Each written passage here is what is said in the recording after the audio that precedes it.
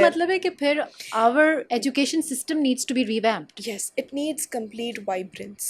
It needs complete vibrance. It needs to be revamped. آپ کے پڑھانے کے طریقوں کو ریویمپ کرنا چاہیے. بلکہ میرا ایک تھیسس تھا ڈاکٹر عرفان کے ساتھ, تو اس سے ہم نے ایکسپیرینشیل لرننگ کے اوپر ہی تھا. اس کے اندر ہم نے پوری چیز کو ریویمپ کر دیا تھا کہ how can a child learn while he is in the industry, how can he complete his degree.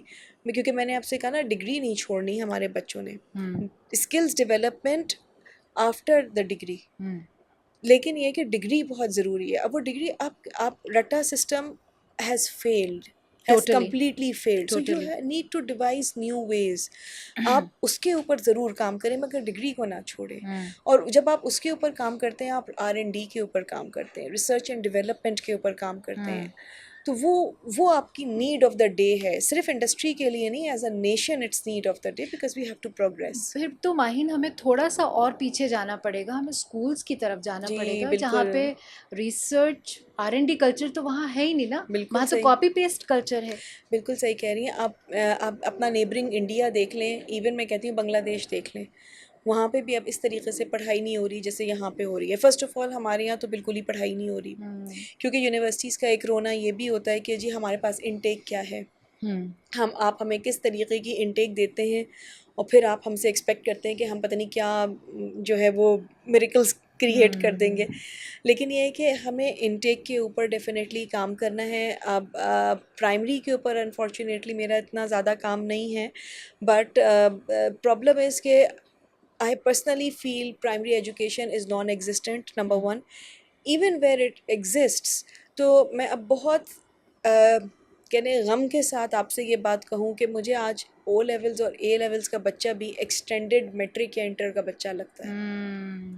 تو ایک اپ گریڈڈ انٹر یا میٹرک ہے وہ آج آپ کے پاس. مجھے نہیں پتا کہ کیمبرج یونیورسٹی کو کیا ہو گیا, اس نے O لیولز اور A لیولز کے ساتھ کیا مس ہیپ کر دیا ہے. لیکن میں نے جب اپنے بچوں کا دیکھا تو مجھے بہت دکھ ہوا کہ جو میں نے شاید 25-30 سال پہلے O لیولز اور A لیولز میں پڑھا تھا, آج میرے بچے وہ بھی نہیں پڑھ پا رہے جو آپ نے. Exactly. اصل میں ماہین ہم بڑی بہت ہی شارپ قوم ہے, ہم ہر سسٹم کو بیٹ کرنا جانتے ہیں.